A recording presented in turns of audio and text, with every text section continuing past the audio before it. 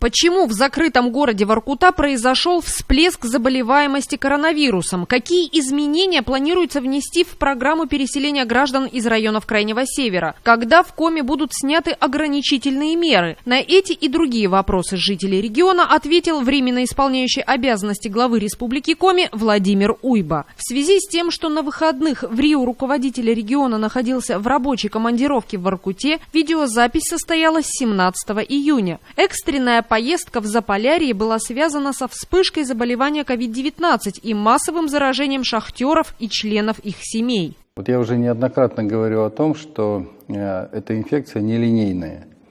И вот эту нелинейность в Воркуте, с этой нелинейностью мы столкнулись во всем многообразии. Объясню, что я имею в виду. Первое. Город, в котором большое количество работающих, это приезжающие люди, это командированные, это шахтеры, которые точно так же, как мы говорим, вахтовым способом приезжают из стран ближнего зарубежья, из ДНР, из ЛНР. И на первом этапе руководство Воркутауголь не услышало наших призывов к тому, что нелинейность инфекции и как будто бы достаточно легкое течение в большом проценте, да, 80% все-таки легкое течение, среднее легкое течение, может создать вторую волну. Вот совершенно понятно уже сейчас, что мы имеем дело со второй волной. Первую волну руководство шахты Воркутауголь проспало, проворонило, и, по сути, не услышала наших призывов к тому, что нужно было сразу в самом начале, кроме обсерваторов, еще и отслеживать самые банальные вещи, ну, например, измерять температуру на входе на рабочие места, проводить осмотры. И при первых же признаках ОРВИ, когда, в общем, понятно, что никакого ПЦР еще никто не делает, но уже работников с признаками ОРВИ выводить сразу на больничный лист. То, что мы делали в Сыктывкаре и делаем. Понятно, что люди молодые в основном, да, люди среднего возраста, они дали вот это вот большое количество стертых форм. При этом мы же понимаем, что все-таки не все приезжие. Большое количество шахтеров имеют основной оседлый вид жизни в Воркуте, а соответственно имеют семьи. И мы увидели, что ситуация нестабильная в части эпидемиологии через семьи.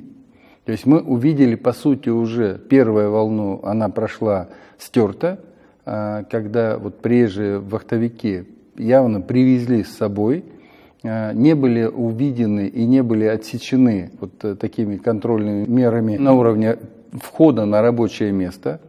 Эта вспышка пошла, естественно, уже через рабочие коллективы, причем молодые, как я сказал, в основном масса шахтеров переболевала в легкой и средней легкой степени, вернее, и те шахтеры, которые от них заражались, да, и пошли в семьи, вот они уже дали вторую волну, когда мы увидели через рабочие места жен, которые стали приходить на свои рабочие места, и там уже вторая волна заражения. Вот тогда понятно стало, что первую волну, к сожалению, основные работодатели с Воркутауголь не локализовали и не дали нам сигнала о том, что работники переболевают массово. Поэтому, конечно, сейчас мы, понимая прекрасно, какие меры должны быть введены, мы вот эту вторую волну мы ее сейчас, конечно, контролируем и локализуем. При этом, что все-таки, с чем мы сталкиваемся? С тем, что первоначальное количество развернутых коек, а мы там развернули 37 дополнительных коек в соответствии с методическими рекомендациями Минздрава, сегодня перекрыты на порядок. Мы сегодня развернули 360 коек. Это первое. Второе. Мы, когда я слетал, посмотрели, что нужно в обязательном порядке сделать дополнительные койки для легких, и пошли по такому же пути, как здесь мы сделали в Сыктывкаре, то есть мы задействовали спортивный комплекс «Арктика», где, в общем, очень хорошие возможности точно так же для развертывания стыковочного отделения в большом зале, при этом с выполнением, с соблюдением жесточайших мер красной зоны, входов раздельных, да, для врачей и среднего персонала, которые работают в красной зоне. И мы сейчас это создаем в таком достаточно быстром порядке. К концу недели мы вот этот новый стационар для легких пациентов на 100 коек запустим. Что еще? Еще мы, конечно, привлекли, понимая, что и медицинское сообщество в Воркуте, не видя того базового протекания инфекции, все-таки недооценивала особенности, как эта инфекция может протекать внутри уже стационаров. К сожалению, это имело такое негативное последствие. Мы в одном отделении получили там вспышку, причем отделение паллиативное. Понятно, что мы сейчас все силы бросили, в первую очередь, именно терапевтические силы, медикаментозные, для того, чтобы лечить этих пациентов усиленно. Сразу скажу, что туда уже улетело 24 человека, врачи и средний персонал, люди, которые нас отработали в красной зоне здесь, в Сыктывкаре, в Коми республиканской, инфекционных больницах. И они сегодня, к концу недели, сформируется там отряд из 50 человек. Людей, которые, по сути, обстреляны и отработали здесь уже. Далее, мы, по сути, одни из первых в стране получили новейшее медикаментозное средство фавипиравир. Это препарат специфического действия. Я все время, помните, говорил, что нет препарата специфического действия. То есть мы используем препараты, которые имеют действие для вируса гриппа, для вируса ОРВИ, для вирусов ОРВИ, но специфического действия препарата, который бы действовал на ковид, 19, такого препарата не было. Наши ученые и биотехнологи создали такой препарат, и мы этот препарат получили одни из первых в стране. И буквально ночью прилетели первые 100 упаковок этого препарата. Мы их уже отправили самолетом в Воркуту с тем, чтобы как раз начать это лечение этим самым тяжелым пациентам. Это, безусловно, те мероприятия, которые сегодня дойдут результат, мы локализуем эту инфекцию внутри города, но я уже говорил, эта инфекция течет по своим правилам, они нам известны, да, но если мы отступаем от них, то эта инфекция разворачивается во всей своей красе. Поэтому мы сейчас еще как минимум 10 дней будем выходить на горб, то есть будем выходить на плато. И в пределах где-то 10 дней мы выйдем на плато, и только потом, пройдя еще как минимум неделю по плато, а то может быть и дней тоже 10, только начнем спуск. Поэтому мы понимаем, что локализация этой вспышки в Воркуте, это конец июля месяца. Это, наверное, такие основные вещи по этой вспышке.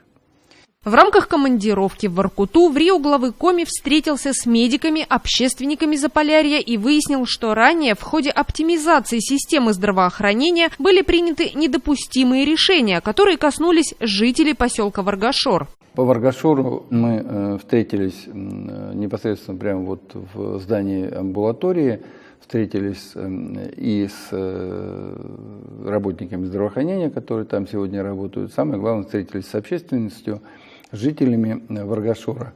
Там, конечно, в процессе оптимизации были допущены такие все-таки достаточно резкие движения, которые нужно сейчас нивелировать. И мы их, по сути, я там на месте уже начал их выправлять, поскольку это нельзя в таком виде оставлять систему здравоохранения.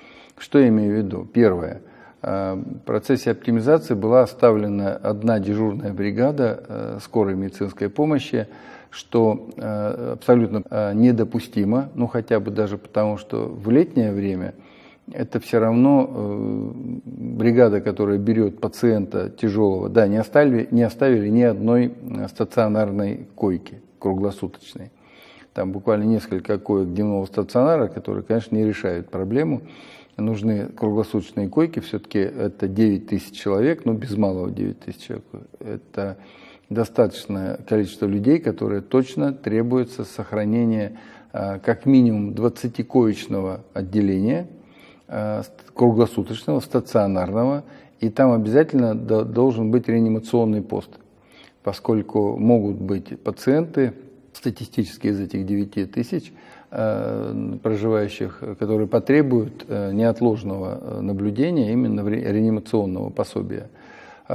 И учитывая, что все-таки 10 месяцев это в Воркуте и в Варгашоре зима, и из них, может быть, там 2-3 месяца это вьюги, метели, которые перекрывают просто подъездные пути, дороги, и пробивать эти дороги, это тоже требует времени, иногда до суток, то, конечно, город должен быть на это время обеспечен круглосуточными койками, а самое главное – персоналом. Это должны быть и терапевты, и хирурги, и обязательно реаниматологи. И возвращаясь к бригаде скорой помощи, конечно, нужно иметь 2 бригады, и я уже там, будучи на месте, дал команду, чтобы 2-ю бригаду туда немедленно поставить из Воркуты, поскольку вот когда одна бригада увозит пациентов в Воркуту, Варгашор остается, по сути, без прикрытия. А это, ну, при всем даже самом хорошем раскладе, туда ушла машина, да, там они пока передали пациента с рук на руки, пока вернулись обратно, 1,5-2 часа. Это недопустимо. Поэтому вот, в целом по системе здравоохранения в Воркуте там все достаточно стабильно, но тем не менее я все-таки принял решение и усилил руководство больницы воркутинской, поменял исполняющего обязанности, поставил главного врача инфекционной больницы Воркутинской на должность главного врача ГКБ СМП. Почему? Потому что специфика вот именно этого периода требует, вот, работы с инфекцией, требует, конечно же, специалиста именно инфекционного профиля. И, ну, как минимум до конца года возглавлять ГКБ СМП, ну, а по сути медицинскую службу города, будет как раз главный врач с образованием и с сертификатом инфекционной болезни. В очередной раз в ходе разговора был затронут важный вопрос, который касается переселения граждан из районов Крайнего Севера и приравненных к ним местностей. Сегодня в очередь на переселение 26 781 семья, при том, что мы имеем объем 613 миллионов в год ежегодно на переселение, а это 1% составляет вот тот количество семей, то есть мы 270 семей можем переселить в год. Понятно, на сколько десятков лет, да, мы будем переселять такими темпами. Поэтому где-то уже, наверное, это было, может быть, там 2-3, наверное, недели назад я докладывал зампредправительству о том, что вот есть такая проблема, и, конечно, предложил свой вариант, учитывая, что мы действуем совершенно в соответствии с федеральным законом о переселении, но предоставлять не сертификат, а предоставлять квартиру в столице республики. Мы об этом говорили. Совершенно верно. И это мы с людьми еще раз вот обсудили. Ну, некоторые начали говорить о том, что они бы хотели все-таки получить сертификат и поехать там куда-то в Подмосковье, например, или в Воронежскую область. Сказал, не вопрос, пожалуйста, ждите.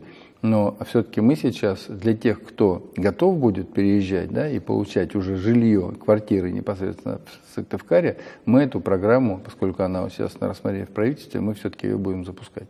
В социальных сетях большое количество людей задают один и тот же вопрос. В связи со вспышкой коронавирусной инфекции в Воркуте и ростом заболеваемости в Усинске не будет ли отменен введенный в регионе первый этап снятия ограничений? Я неоднократно говорил, что это самое сложное, и этого нельзя допускать ни в коем случае, чтобы мы снова возвращались к нулевому этапу. Напомню еще раз, что мы сейчас реализуем первый этап снятия ограничений. И еще до поездки в Воркуту, уже понимая, что мы имеем вспышку по Воркуте, Я все-таки переговорил с Анной Юрьевной Поповой, с федеральным руководителем Роспотребнадзора, федеральной службой, и еще раз обсудил с ней эту ситуацию. Объяснил, что территория республики это просто огромная, да, это не одно европейское государство. Вот, и Воркута и Усинск, в которых действительно сегодня есть подъем, все-таки локализованы, мы там контролируем ситуацию, остальные города и остальная территория республики достаточно устойчиво и дает снижение, причем дает снижение уже там 3 недели, это точно совершенно. Соответственно, мы экономически сегодня не должны страдать, мы, я имею в виду республика и малый и средний бизнес, от того, что у нас есть подъем заболеваемости в Воркуте и Усинске.